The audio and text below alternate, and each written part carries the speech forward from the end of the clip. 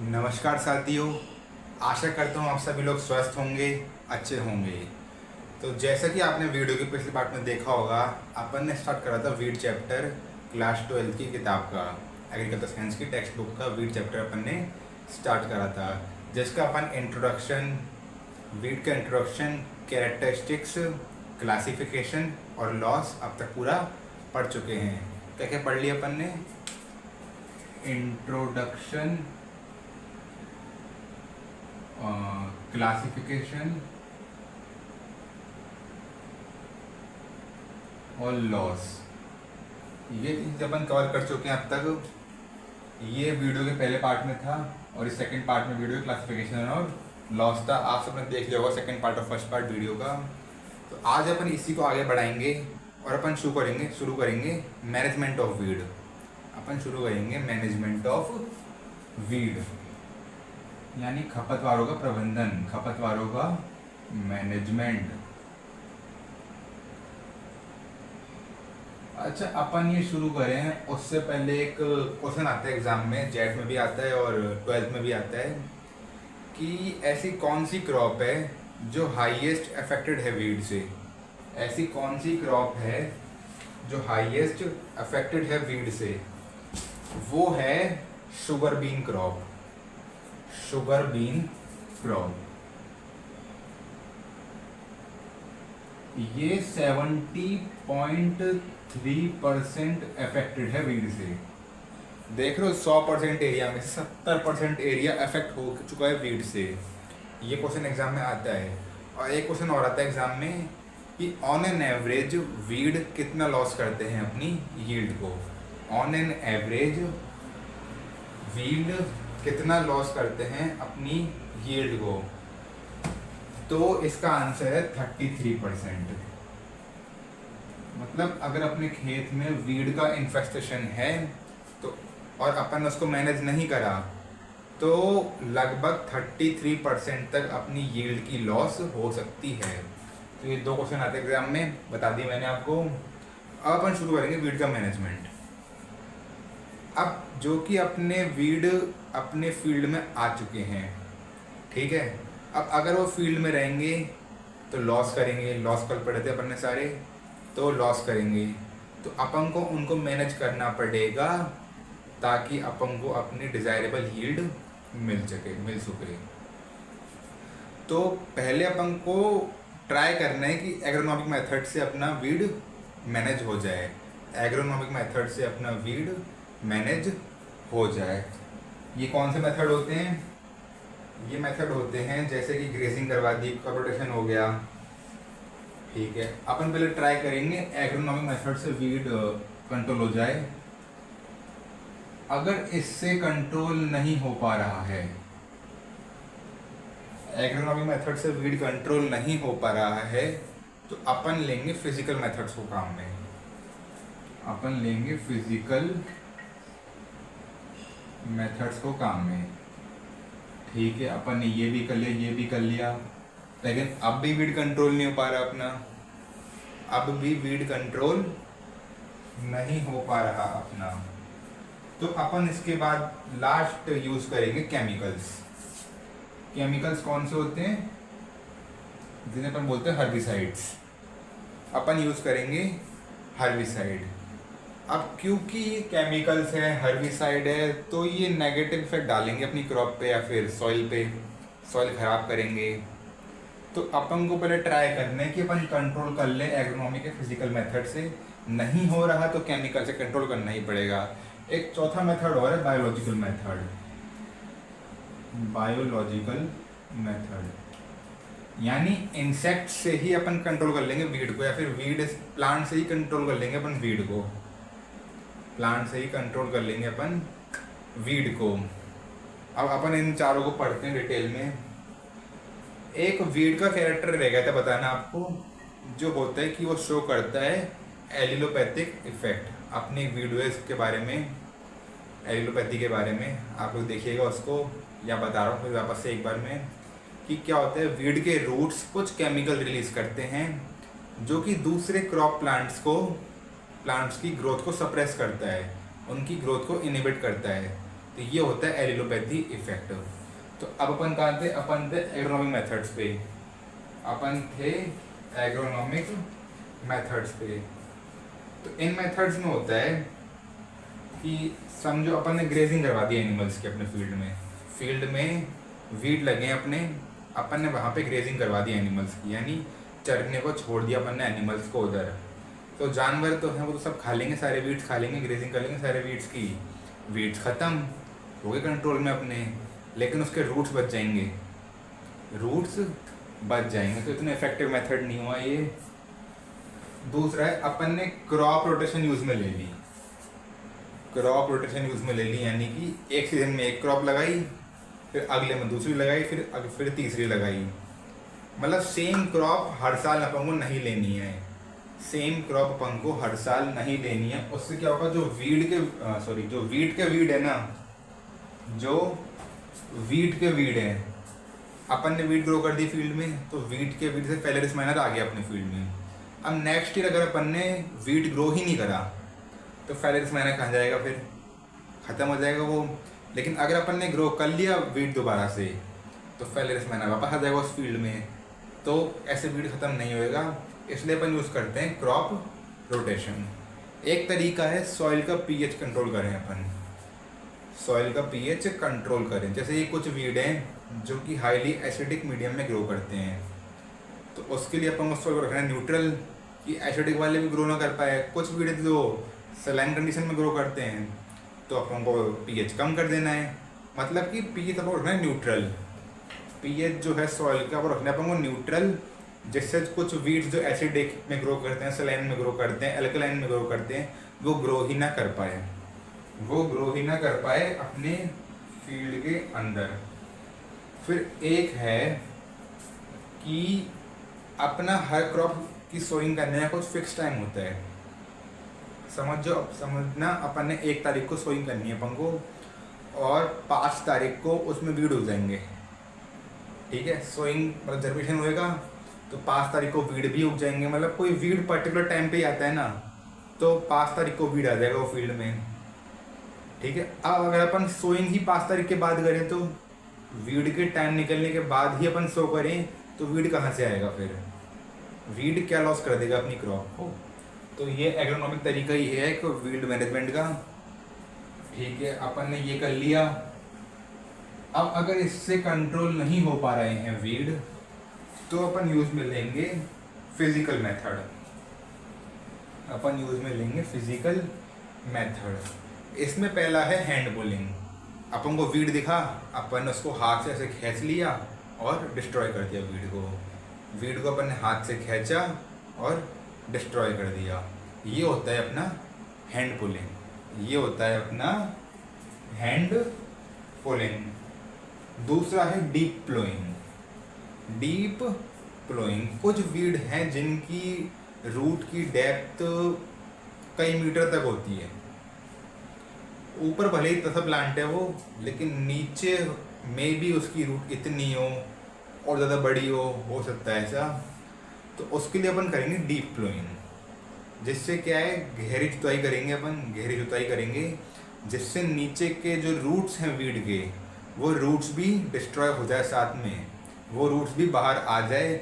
इसलिए अपन deep ploughing करेंगे, इसलिए अपन डीप प्लोइंग करेंगे। फिर एक है टिलेज। टिलेज करने से क्या होएगा, अपन ने टिलेज अपने फील्ड में वीड उगा रखे हैं बहुत सारे, अपन ने टिलेज कर दिया, अपन ने टिलेज कर दिया पूरे फील्ड में, टिलेज ऑपरेशन परफॉर्म कर दिया अपन ने पूरे फील्ड में। तो जो वीड हैं वो इन्वर्ट हो चुके हैं सॉइल के अंदर, वो सॉइल में ही मिल चुके हैं, ठीक है। अब जो कि वीड सॉइल में मिल चुके हैं तो अब वो एज अ ऑर्गेनिक मैटर काम करेंगे सॉइल के लिए। लेकिन ये अपन को मेनली करना होता है फ्लावरिंग से पहले ही, क्योंकि फ्लावरिंग हो गई, सीड आ गया उसमें, और फिर अपन ने इन्वर्ट कर दिया उसको सॉइल के अंदर, तो वो सीड तो जर्मिनेट हो जाएंगे फिर से। तो अपने को नुकसान है अगर अपन सही टाइम पे टिलेज ऑपरेशंस नहीं करते हैं। दूसरा एक है फिर फ्लडिंग।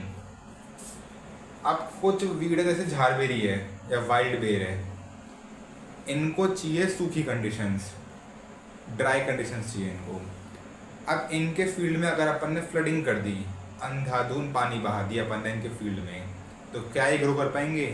नहीं कर पाएंगे। इनकी रूट्स रेस्पिरेशन ही नहीं कर पाएंगी, ये उधर ही डिस्ट्रॉय हो जाएंगे, उधर ही मर जाएंगे। तो ये होता है फ्लडिंग। फ्लडिंग के बाद आता है बर्निंग। बर्निंग बर्निंग में क्या होता है? अपन ने पूरे फील्ड में आग लगा दी, अपन ने पूरे फील्ड में आग लगा दी, तो सारे वीड जल गए उससे, सारे वीड उससे क्या हो गए? सारे वीड जल गए। ठीक है। अब एक मेथड है मल्चिंग, आप सबने खूब नाम सुना होगा मल्चिंग का। अपन ने पूरे फील्ड में मल्च लगा दिया, यानी कि अपने सॉइल को कवर कर दिया अपन ने। ये फील्ड है, ये अपनी क्रॉप है मेन। अब वीड कहाँ पे उगेंगे? ये तो खाली जगह दिख रही है, यहीं पे वीड उगेंगे। अब अपन ने जगह कवर कर दिया मल्च से। अब मल्च में अपन प्लास्टिक की शीट या फिर ऑर्गेनिक मल्च या फिर कुछ भी यूज़ कर सकते हैं अपन। अपन ने पूरा कवर कर दिया इसको मल्च से। तो अब वीड के पास ना सनलाइट आएगी ना वाटर आएगा, और टेम्परेचर तो खूब हो जाएगा प्लास्टिक शीट के अंदर। तो ये अपन मल्चिंग भी कर सकते हैं। फिर एक आता है सॉइल सोलराइजेशन। सॉइल सोलराइजेशन अपन ये करते हैं मेनली गर्मियों में, मई जून के आसपास। अपन पूरे ही फील्ड में ट्रांसपेरेंट पॉलीथीन बिछा देते हैं, जिससे क्या होता है, जो भी वीड्स होते हैं वो अंदर ग्रो ही नहीं कर पाते उसके, क्योंकि शीट के अंदर टेम्परेचर बाहर से 10 से 20 डिग्री तक एक्स्ट्रा होता है शीट के अंदर टेम्परेचर, तो वो वीड उधर ग्रो ही नहीं कर पाते। ठीक है भैया, अपन ने फिजिकल मेथड भी यूज़ कर लिए, ठीक है। अब भी नहीं हो पा रहा लेकिन कंट्रोल में, तो लास्ट में अपन यूज़ करने पड़ेंगे हर्बिसाइड। लास्ट में अपन यूज़ करेंगे हर्बिसाइड। हर्बिसाइड क्या होते हैं? ऐसे केमिकल्स जो कि प्लांट या फिर वेजिटेशन को किल करते हैं। ऐसे केमिकल जो कि प्लांट या फिर वेजिटेशन को किल करते हैं, वो होते हैं हर्बिसाइड। अब हर्बिसाइड के बहुत सारे टाइप हैं। तो पहला टाइप है सेलेक्टिव हर्बिसाइड। पहला टाइप है सेलेक्टिव हर्बिसाइड। अब सेलेक्टिव हर्बिसाइड क्या होता है? और एक आता है नॉन सेलेक्टिव हर्बिसाइड।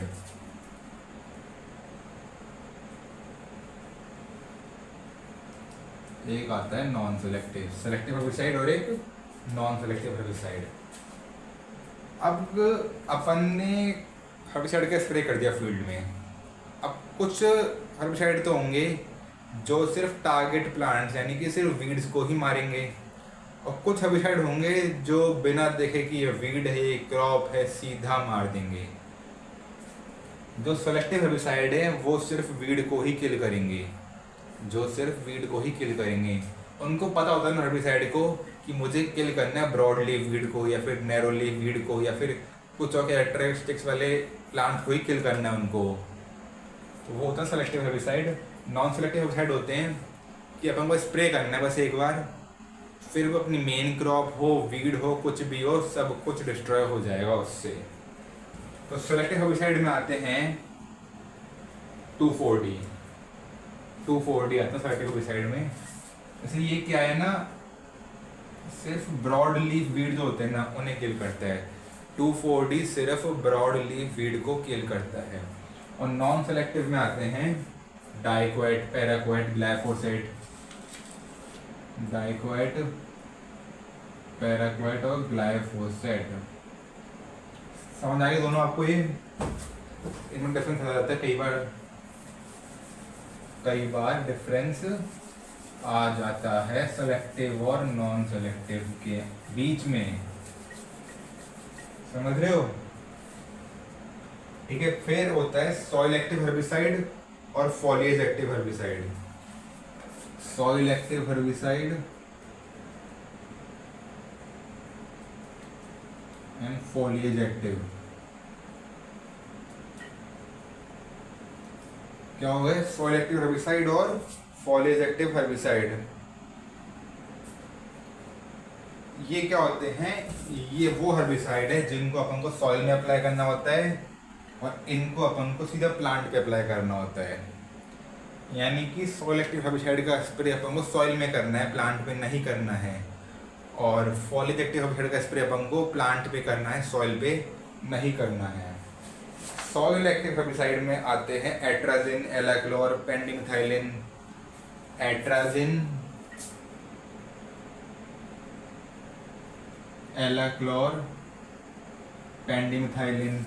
और फॉलीज एक्टिव हेर्बिसाइड में आते हैं 2,4-D आइसोप्रोटोन, 2,4-D आइसोप्रोटोन, paraquat, glyphosate.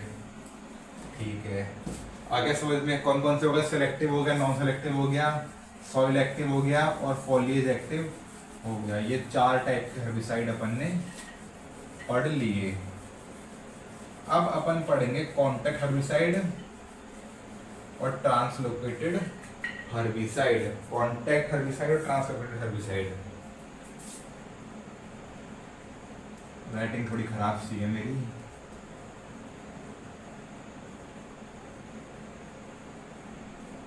Contact और ट्रांसलोकेटेड।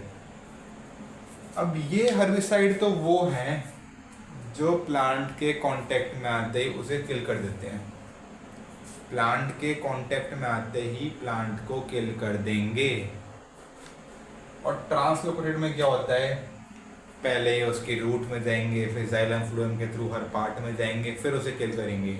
मतलब उसके अंदर जाके उसे किल करेंगे ये वाले, और ये तो उसके कांटेक्ट में आते ही किल कर देंगे। ये उसके कांटेक्ट में आते ही किल कर देंगे। अब कॉन्टैक्ट हेर्बिसाइड है पैराक्वाइट और डाइक्वाइट। कौन कौन से? पैराक्वाइट और डाइक्वाइट। और ट्रांसलोकेटेड में आते हैं 2,4-D और ग्लाइफोसेट। ये 2,4-D बहुत आ रहा है, देखो इसका पूरा नाम मालूम है? Two four dichlorophenoxy acetic acid.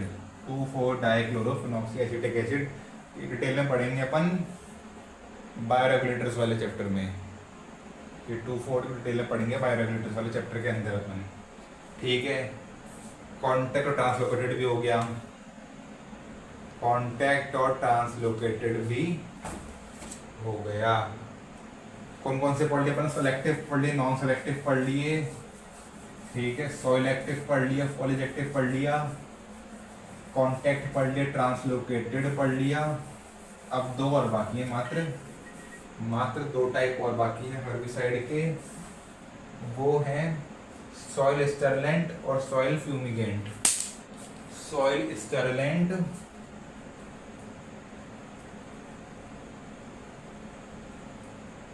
और सॉइल फ्यूमिगेंट। अब क्या पढ़ना है अपन? सॉइल स्टरलेंट और सॉइल फ्यूमिगेंट।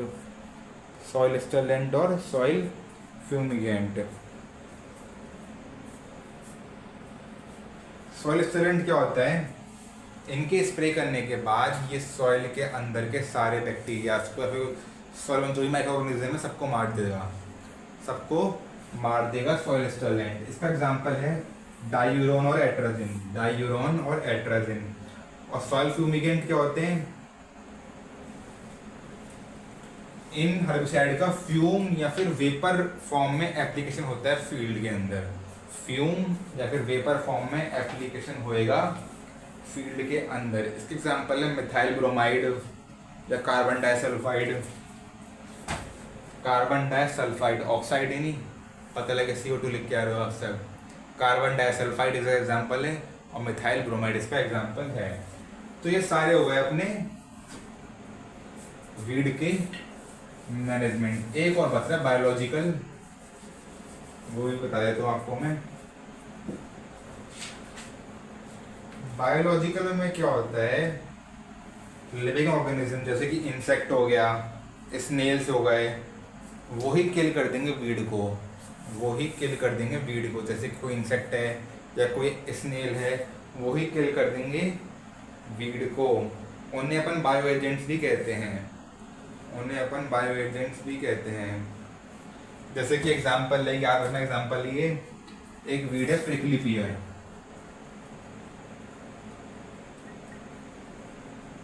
नागफनी कहते हैं इसको, प्रिकली पियर फिर नागफनी। ये कंट्रोल होता है कॉन्किनियल इंसेक्ट से। ये कंट्रोल होता है कॉन्किनियल इंसेक्ट से, ठीक है। फिर एक है लेंटाना कैमरा, अपन ने नाम सुना इसका बहुत, लेंटाना कैमरा, ये कंट्रोल होता है क्रॉसिडोसिमा लेंटाना से, क्रॉसिडोसिमा लेंटाना से कंट्रोल होता है लेंटाना कैमरा। फिर एक है कैरेट ग्रास, एक है कैरेट ग्रास जो अपन कंट्रोल करते हैं, कैरेट ग्रास अपन कंट्रोल करते हैं ज़ाइगोग्रामा बाइक्लोराटा, ज़ाइगोग्रामा बाइक्लोराटा। तो ये हो गए अपने वीड के मैनेजमेंट। अब एक चीज बच गई हर्बिसाइड के अंदर, ये तो अपन जान लिया कि हर्बिसाइड देना है अपन को, कौन सा देना है ये पता है अपन को। अब लेकिन देना कब है हर्बिसाइड, अलग अलग टाइम होता है हर्बिसाइड देने के, अलग अलग टाइम होते हैं हर्बिसाइड देने के। जैसे कि प्री सोइंग,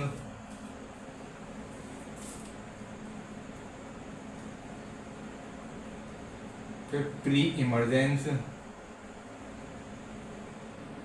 प्री सोइंग हो गया, प्री इमरजेंस हो गया, पोस्ट इमरजेंस हो गया, और एक ले बाय हो गया, और एक ले बाय एप्लीकेशन हो गया। अब प्री इमरजेंस में क्या होता है, सॉरी प्री सोइंग पहले पढ़ेंगे अपन सीड की सोइंग से पहले ही सॉइल में एक बार हर्बिसाइड का स्प्रे कर देंगे, सीड की सोइंग से पहले ही सॉइल में हर्बिसाइड का स्प्रे कर देंगे। अपन मेनली करते हैं फ्लूक्लोरेलिन का, इसमें मेनली क्या करते हैं अपन, फ्लूक्लोरेलिन का।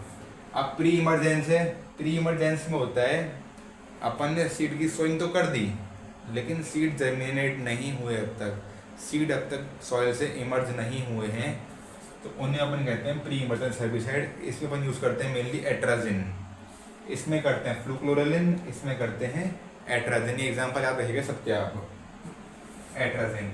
फिर आता है post emergence, post emergence, post emergence होता है कि सीड जर्मिनेट हो गया, थोड़ा सा इमर्ज हो गया सॉइल से बाहर, अब अपन स्प्रे करेंगे, तो अपन इसमें मेनली यूज़ करते हैं आइसोप्रोटोन को, आइसोप्रोटोरियन। लास्ट है ले बाय एप्लीकेशन, यानी कि अपनी स्टैंडिंग क्रॉप यानी खड़ी फसल में हर्बिसाइड का स्प्रे करना कहलाता है ले बाय एप्लीकेशन। इसका एग्जांपल है 2,4-D, इसका एग्जांपल है 2,4-D। तो ये अपना वीड का मैनेजमेंट पूरा हो गया, और चैप्टर भी अपना वीड वाला ऑलमोस्ट पूरा हो गया, कोई एक आध चीज़ रही होगी वो बता देता हूँ मैं आपको। एक अपन पढ़ते हैं कि कौन सी क्रॉप में मेनली कौन सा वीड लगता है, कौन सी क्रॉप में कौन सा वीड लगता है। तो अगर बात करें अपन राइस की, तो राइस में लगता है मेनली इकाइनोक्लोआ स्पीसीज, इकाइनोक्लोआ स्पीसीज, राइस में मेनली लगता है इकाइनोक्लोआ स्पीसीज। ये आप एग्जांपल याद रखना, एग्जांपल क्या ये सॉरी याद रखना कौन सी क्रॉप में कौन से वीड लगते हैं। तो राइस में लगता है इकाइनोक्लोआ स्पीसीज है, सावा मान लो सावा, ठीक है। वीट, वीट में लगता है फेलेरिस माइनर या फिर चीनोपोडियम एल्बम, फेलेरिस माइनर यानी चीनोपोडियम, फेलेरिस माइनर लगता है, चीनोपोडियम एल्बम लगता है यानी कि बथुआ लगता है, फेलेरिस माइनर और बथुआ। वीट के बाद है बार्ले, बार्ले में भी फेलेरिस माइनर ही लगता है, बार्ले में भी फेलेरिस माइनर ही लगता है। फिर एक आता है सोरगम, सोरगम में लगता है स्ट्राइगा, क्या लगता है स्ट्राइगा। फिर इसका आता है इतना ही है मेन तो। अच्छा एक जो स्ट्राइगा भी बताया, स्ट्राइगा वीडियो मैंने आपको बताया जो अभी क्या में लगता है, वो सोरगम में, वो सोरगम के अलावा बाजरा में लगता है, ठीक है, शुगर केन यानी गन्ने में लगता है, और सोरगम में लगता है। 3 जगह पे मेनली ये वीड लगता है। तो ये अपना हो गया। एक थोड़ा एग्जांपल और करा दूं आपको थोड़े से में, जैसे ऐसा कौन सा वीड है, ऐसा कौन सा वीड है जिसमें तीनों टाइप की डोरमेंसी पाई जाती है, इन्नेट, इंड्यूस्ड और इन्फोर्स्ड।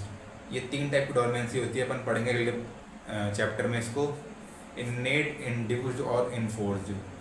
मैं पूछूँ अगली बार आपसे ये, ऐसा कौन सा वीड है जिसमें तीनों टाइप की डोरमेंसी पाई जाती है? वो है ओट, वो है ओट यानी जई। अब एग्जाम्पल याद करिए आप, फ्लोटिंग वीड्स कौन कौन से होते हैं? पिस्टिया और साल्विया। पिस्टिया और साल्विया ये होते हैं फ्लोटिंग वीड्स। सबमर्ज वीड होता है बीजीए, बीजीए सबमर्ज वीड होता है। और सेमी एक्वेटिक वीड होता है टाइफा, सेमी एक्वेटिक वीड होता है टाइफा, सेमी एक्वेटिक वीड होता है टाइफा। ठीक है, ये अभी याद हो होंगे आपको। आसान आसान से है, ज़्यादा हार्ड नहीं उसमें कुछ भी। ये चैप्टर क्या आसान सा है। अब अपने 12th लेवल पे तो कुछ क्वेश्चन नहीं आते, लेकिन जेट लेवल पे आते हैं कि कुछ हर्बिसाइड यानी कि और उनका ट्रेड नेम क्या है। यानी कि मेन नेम तो ये है, लेकिन मार्केट में किस नाम से बिकता है वो। तो इसका पूरा एक पेज है, आपको याद ही करना पड़ेगा। ये वाला पेज है ये, आप चाहेंगे तो भेज दूंगा इसको आपको मैं, आप मुझे मैसेज कर दीजिएगा इस नंबर पे 9571848256। आप मुझे मैसेज कर दीजिएगा इस नंबर पे, मैं आपको पूरी पीडीएफ बना के भेज सकता हूँ इस किताब की या फिर इस चैप्टर की। या आपके पास एनसीईआरटी हो क्लास 12 की एग्रीकल्चर साइंस की, तो उसमें भी ये पाया जाएगा ये वाली टेबल। तो आपको ज़्यादा तो नहीं, कुछ कुछ ट्रेड नेम याद कर लेने हैं, कुछ कुछ ट्रेड नेम याद कर लेने हैं। ठीक है, अब चैप्टर तो पूरा हो गया अपना। अब एक अब देखो आप कि कौन से वीड के कांटेक्ट में आने से अपन को इचिंग होती है यानी खुजली होती है। कौन से वीड के कांटेक्ट में आने से अपन को इचिंग होती है? तो वो वीड है अर्टिका, यानी अर्टिका वीड के कांटेक्ट में आने से अपन को इचिंग होती है। ठीक है, अगर अपन गोकरू को कंज्यूम करते हैं, गोकरू को, तो अपन को किडनी रिलेटेड प्रॉब्लम्स हो सकती है, किडनी रिलेटेड प्रॉब्लम हो सकती है गोकरू को कंज्यूम करने से।